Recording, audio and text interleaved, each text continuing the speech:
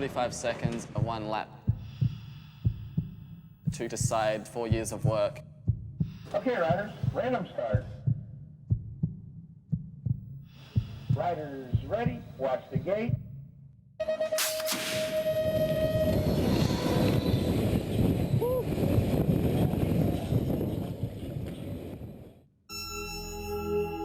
The 2012 U.S.A. BMX Supercross World Series is underway with the first round here at the U.S. Olympic Training Center in Chula Vista, California.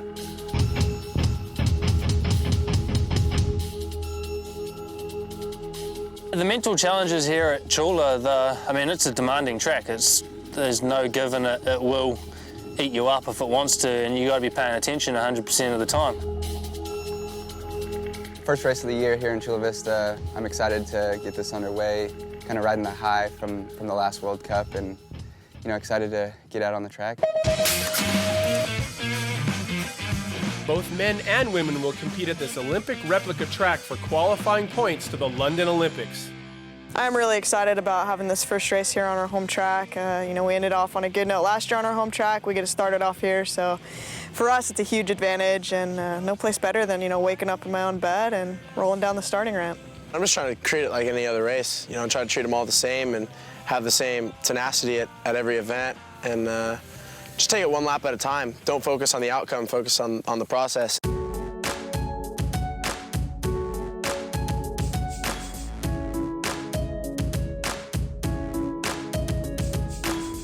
Well, I'm feeling really good coming to this race. It's like the dream year, the Olympic year is huge. I'm not gonna lie, it's all about Olympic Games this year, and everyone knows that. So, it's what I'm focusing on.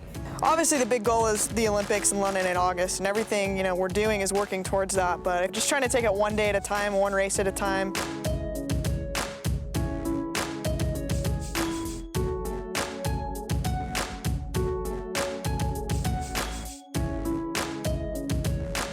It's so hard to be in that headspace of knowing how hard you've worked and knowing what's on the line, but not letting that consume you.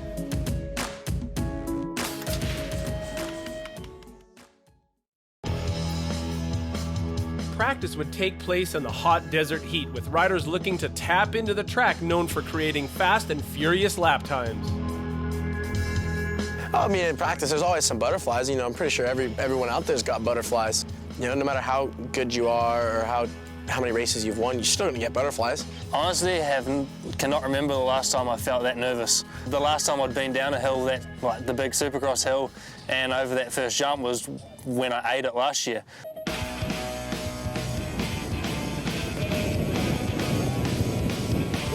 Riders snap out of an 8-man gate perched on top of a 10-meter-high start hill. They work to conquer a combination of big asphalt-covered berms and massive dirt jumps, the highlight of which a 40-foot gap jump across the women's second turn. The third straight, a testy rhythm section, serves up a collection of rollers and jumps that pushes everyone's technical skills to the limit. By the time the riders cross the finish line, the fastest lap times are clocked in at under 35 seconds. We're here at the track now, and we're just getting the mechanic to check over all the bikes and checking out the moto sheets and just going through the routine, what's going to be happening today. It's not so much a home field advantage anymore because everybody else has ridden it. We've ridden it a little bit more, I guess, but I don't think we have too much advantage anymore.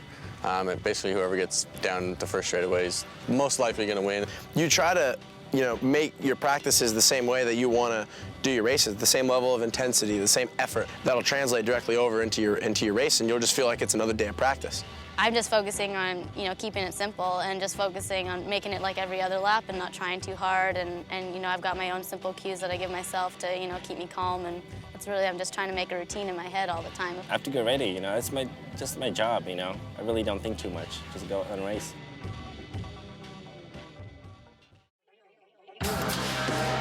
After practice, riders competed in the time trials, a crucial aspect of the event.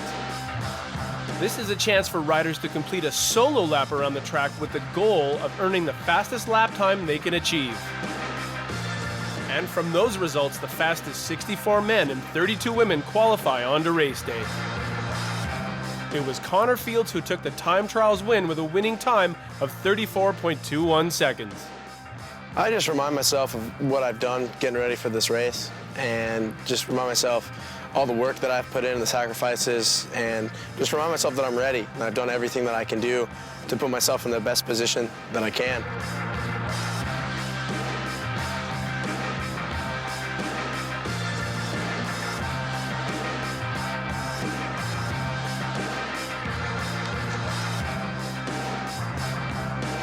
In the women's time trial, it was Australian Caroline Buchanan who recorded the fastest lap in a time of 36.07 seconds. I'm feeling pretty good. We've had a solid 5 months of training, so yeah, about time we get back on the Supercross track for some racing, and the whole Australian team's looking good and feeling pretty good. Race day arrived amid cold and windy conditions as riders geared up for a grueling day of racing. The men and women will go through a series of qualifying races or motos culminating in the main event, the finals. When they get stuck into the racing, it's pretty much full on. It's nearly every 25, 30 minutes they're doing a race, and the guys are doing 6 laps today and the girls end up doing 5. These guys have to go 6 times full out within like 2 hours. I cannot think of any other sport where that happens. Watch the gate. As the day progresses, I just think about the next race ahead of me.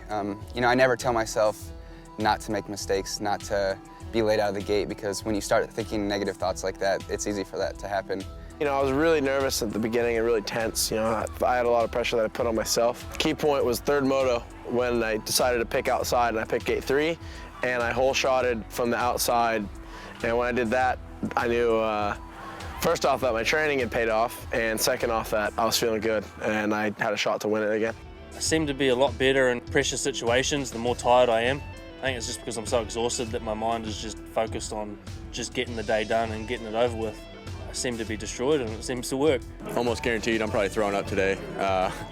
I always do, even during like our practice mock races, I'll throw up after probably 3rd round, or, you know, I don't know, it just happens. I don't think like in the other girls too much. I just think about me, and if I can beat me, then I can beat the others in the gate. I'm just trying to keep my head calm and clean and, you know, just ready to react and to perform. My body knows what to do once that gate drops, and so I don't want my mind getting in the way of that. In the women's qualifiers, there would be drama right from the start. As the group reached the first turn, Amanda Carr and Mariana Pajón collided hard. Over. Oh no. Pajón is down. It looks like another rider's down, but that's going to be Amanda Carr. But right now, Elise Post is out front.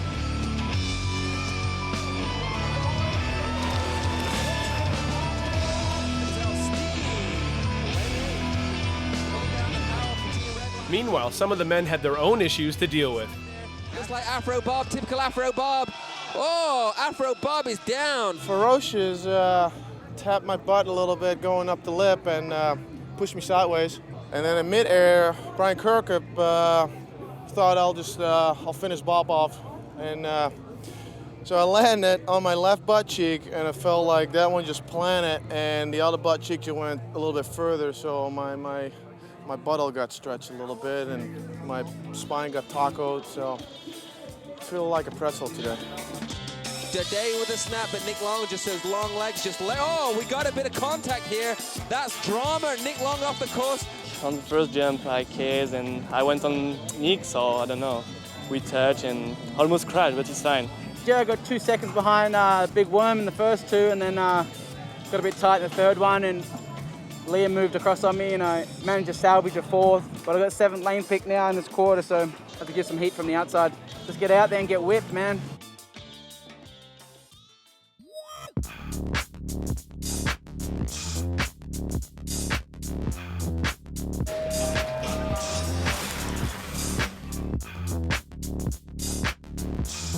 In the women's qualifiers, French sensation Magali Pontier continued to impress, her confidence growing with each race.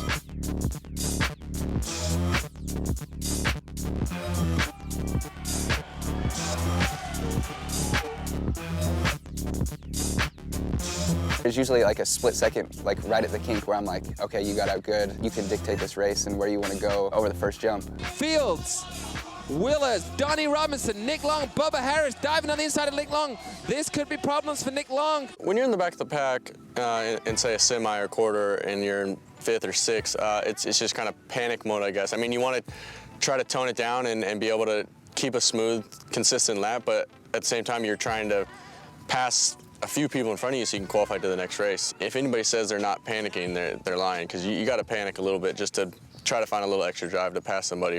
Bubba Harris, Donnie Robertson, so good to see Donnie back on the Bubba. The drama would then continue in the men's quarterfinals when Americans Bubba Harris and Donnie Robinson got a bit too personal in the last straightaway. Harris is off the side.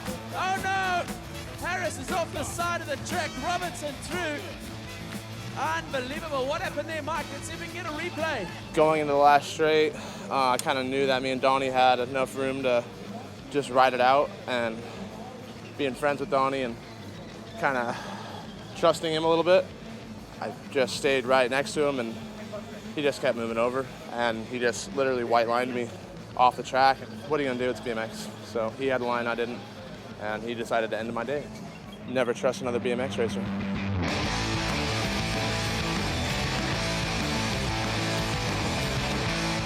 In the third of the men's quarterfinals, things went from bad to worse for a couple of riders on the second straight. Dutchman Jelly van Gorkum's crash and injury was one of the worst in recent history. Oh, Herman!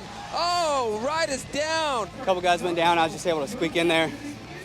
Man, that was a crazy lap. Herdman dodged the bullet on that one. Kalen Young dodged the bullet on that one. How David was able to jump this berm jump with a lot of speed, dissipated, I'm not sure, but from there it was just those top 4 guys as they were going to move on through the program.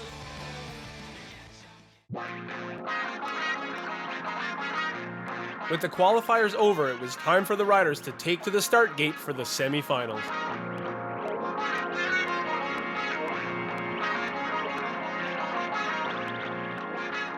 It's obviously a big year for everyone. Everyone wants to start the year strong, and obviously being an Olympic year. So for me personally, this year's about trying to be as most consistent as I can.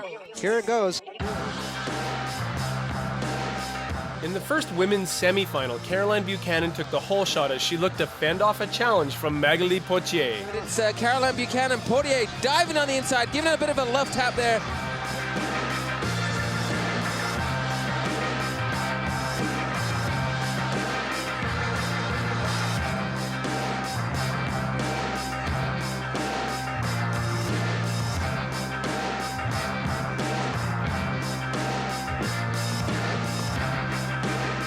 Portier and then Reynolds. Brooke Crane's trying to make a move for it. She's going to maybe get that second place. It's going to be a photo finish. Yeah, I'm feeling really good. Had the whole shot then, but Magali pushed me wide, bit of a repeat of last year, and I was just ready for it and just played a safe lap, but yeah, I'm ready to go. It's a relief. I feel a lot of pressure on myself, and I just wanted to get into the final, and the French, they go hard, so I just had to keep my cool, keep it smooth, and I was able to do that, so finals up next. The second women's semi-final looked to be dominated by the U.S. riders. One of them is Elise Post, a strong contender for a U.S. Olympic team spot. I usually tend to feel, my best by semis. That's when I try to, kind of peak, because semis is kind of when the pressure's all on. Once you get out of the motos, you get into the semis, it's like, all right, I need to make the main, and then once you're in the main, it's like the pressure's off, you're in it, and it's just go for it, and, whatever happens, happens. I know I can ride the track. We've done all the preparation in the gym, on the bike, on the track. So for this race, I've really emphasized my head game and just making sure I'm in the state I want to be in when that gate drops. The gate is down. Let's see Elise a little bit later. Women's semi-final number 2 was underway with a crash over the first jump. Down, but it's Cordier. Oh, Elise Post unclipped. Hopefully she can recover from that one. If you don't get that good start, there's a lot more going on in my head. You're like finding lines, thinking, okay, they're probably going to go this way. I want to go this way to make my move, to make my pass. There's definitely a lot more that's involved if you're not winning to the first turn. Cogill in second, Ariel Martin pushed off the track now. She's back there in 5th, Elise Post into 3rd place with USA at 1, 3, 4 Pete with the French girl in 2nd.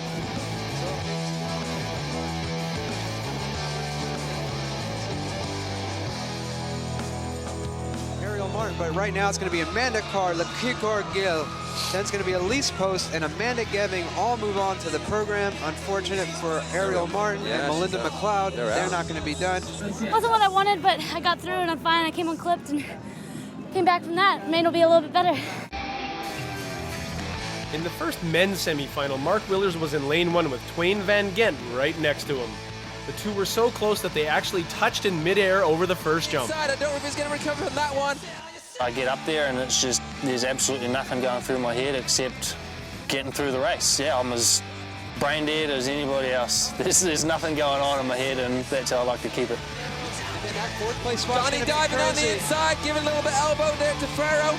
Willers on the outside, he's going to try and go by both of them. Donnie gets hung up, but Ferrero goes down. Donnie Robinson goes down. Alex Anthony goes down. You can't do it for the money. You can't do it because it might have a chance to go to the Olympics. You know, you can't do it for the wrong reasons, because if you do that, you won't be successful. You have to truly love and enjoy what you're doing every single day. It's going to be Connor Fields, Chase Bicycles, second place Van Gent. Willers is going to get the fourth, and third spot Pete is... Tori Nyhog, incredible run for Tori. Yeah, I popped up a little out of the gate, but just trying to find a spot, and there was guys everywhere, and I managed to miss some corners on the third straight, and I made it in, so I'm stoked. Just gonna go and have fun and enjoy the moment. I mean, we've all done the work, so just have fun now. Had a great gate and just snapped it out and pulled away. Felt great. Yeah, I'm ready, I'm stoked. This is an Olympic qualifier, so there's a little bit more pressure and stress in the camp, which is normal, I guess, in these circumstances. You got to be 100% athlete. If you want to be consistently on the podium or on top of the podium, you need to be an athlete. That's it. I was in the final and I was smiling as the cadence was going. I was like, all right, this is gonna be fun. And I started just doing that, and that's when I started riding better and feeling good again. It was when I stopped worrying so much to just remember that we're riding kids' bikes over piles of dirt. Gotta defend my Olympic gold. Right now it's just, I think it's all about that Olympic Games, you know, about that one race this year, and then that's my main focus. You know, at the same time, I don't want to forget about the Worlds. It's a big race. You know, it's the second biggest race of the year this year. I knew if I got in the semi, I'd have a good chance. Seems like the semi is usually easier than the quarter. I had an outside lane. I actually had 8. And in my opinion, it looked like the 4 fast guys, there was 2 on the inside and 2 on the outside. So I definitely thought that there was a good chance I was going to be able to get in the main, even though I had an outside lane. I was trying to do everything I could in between races to try to get going and get them, getting a bit of a better mindset, and I was happy that I was able to turn that around, because I wasn't really there like I thought I would have been. Getting down that hill clean it's really important, but that's one place where I feel like I'm willing to bump people and where a lot of people will just back off. Men's semifinal number 2 was stacked with talent, including Olympic gold medalist Mara Strombergs and world rank number 2 Sam Willoughby of Australia. I got it in the first turn in a good spot. Really had no one messing me up, and I was able to ride the second straight clean. Herman in trouble in 5th place, Kaylin Young in 4th, but it's Mary Stromberg, Sam Willoughby in 2nd. Got it in the second turn, was able to pass 2 people, in the third straight in the second corner. Yeah, I was able to put down a decent time for 5th lane choice in the main. And he doesn't know. Mary Stromberg, free agent. First place, Sam Willoughby, red line 2nd, Herman free agent 3rd, and a good ride. Joey Bradford makes that main. Yeah, I just got out pretty good. I got a little kicked on the first jump, but in the show, and now we'll gather some inner energy and just give it all we got for this last one. Every race, you've got to be on it, and you've got to keep out of trouble. I think if you feel confident and you believe in yourself, then you can generally get the job done. I want to be up on that podium. I mean, I know it's a lofty goal coming out of what I've been doing, but I think that it's definitely possible being on the home turf, and I've been riding here, and I really feel better than I probably felt when I got hurt. When it gets to the final, obviously, that's when it all counts, but I think for a lot of people, that's sometimes when they go too much and they end up blowing it. Road to London starts. But it was a terrible start for Lauren Reynolds, who unclipped coming out of the gate, ending her quest for a podium finish. Elise Post a little sideways, but it's Amanda Carr. Oh my God, Amanda Carr with a hole shot. The hole shot belonged to Amanda Carr of the U.S., but 23-year-old Frenchwoman Magali Poitier overtook the American coming out of turn 1. Looks like the French girls are walking away with this one. Magali Poitier, Le Corgier. It's going to be maximum points for the French.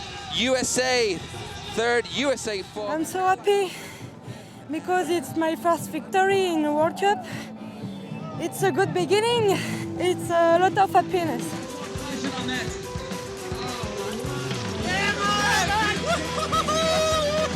Yeah, I go on the triple. I go a little far. Magali arrived in the interior, and it's a lot of battle. It was a good race. Yes, I'm happy because my first podium since 2010, so I'm very, very happy to this second place. I didn't have a great gate. Got a little sideways, but I took the turn, cut it down low, and just held on. It feels great.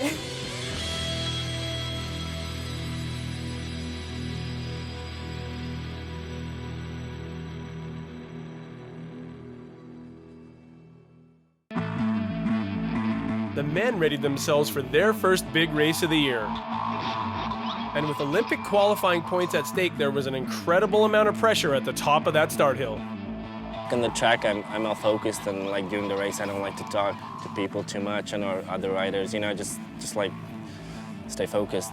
45 seconds decides, you know, how your day went, or how your year, or how your 4 years has been. You get to the top of anything in life, and it's everyone's on that. Everyone's done the work. Everyone's, you know, prepared, and it really just comes down to that mental game. You know, I'm not the fastest guy in the time trials, but when it comes to the race, you know, I can flip a switch and get around the track a little bit better. For the first time in a while, yesterday, it was a strong final. Me and Connor were side by side down the first straight with Maris a little bit ahead. Connor made a great move in the first turn, and I was able to shoot down low and get by Maris, and then from there, kind of follow the leader. Me, Maris, and Connor were all lanes 1, 2, 3, so someone was going to hit, and Connor and I locked bars and kind of knocked me a bit sideways. I couldn't really get on the cranks in between the first and second jump. I think I hit Sam on the first jump. I think I hit David on the second jump, but I wasn't going to stop. I just kind of tucked in behind Maris in the first turn. I really wasn't going for the pass, but he went straight up the turn and just opened the door, and I just like, okay, well, if you're going to open the door for me, I'm going to go in. I took a big, deep breath, and I just rode a lap. Holy crap, I'm going to win. Connor Fields has got the lead. David Herman's running on his back, third place. I tired out in the third straight. My legs were pretty dead. Sam got by me, but I was able to hang on for third. To watch Connor Fields go back-to-back with wins if he can get down this straightaway. Willoughby, David Herman, a good ride in third. Mark Willoughby. It was a little close for comfort in there. We were bumping a little bit, but I wasn't going to back down and stuck it in there and, you know, made a move. It feels good to get back on the podium because it's been a while at a Supercross for me. So we'll just build from here. Last year it was complete happiness and just so stoked that I won my first ever big race, and this time was more of like less happy and more just like, yeah, I showed myself, I showed the world. The goal was to be on the podium, and you know, that's the goal I wrote down, and that's the goal I accomplished. I feel like I'm right where I need to be. Someone once told me, you know, you can only control how many times you smile a day, and when you think of it like that, it really just simplifies it, and you just do that. Don't let it like consume you so much. Just have some fun with it. The great thing about BMX is you never know what's going to happen. Everyone's got a shot at winning.